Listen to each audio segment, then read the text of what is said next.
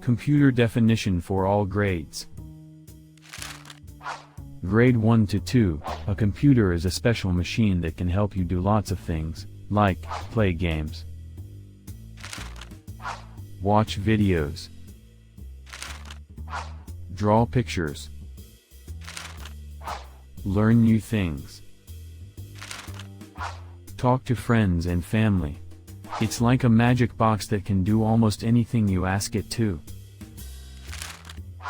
Grade 3 to 5, a computer is a machine that can store information and follow instructions to complete tasks.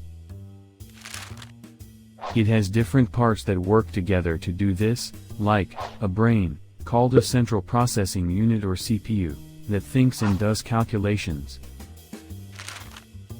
a memory that remembers information, a screen that shows you what the computer is doing, a keyboard and mouse that you use to tell the computer what to do. Computers are used for all sorts of things, like learning at school, working at a job, creating art and music, communicating with others, playing games. Grade 6 to 8, a computer is a complex electronic device that can process information, store data, and follow instructions. It uses a language called binary code, which is made up of zeros and ones, to understand and carry out tasks. The main parts of a computer are hardware, the physical parts of the computer, like the CPU, memory, screen, keyboard, and mouse. Software, the programs that tell the hardware what to do, like operating systems, applications, and games.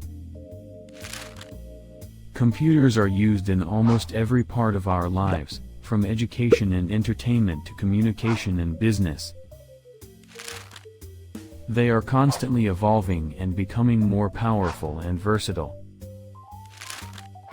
Grade 9 to 12, a computer is a programmable machine that can execute a set of instructions, software, to perform calculations and operations on data, hardware.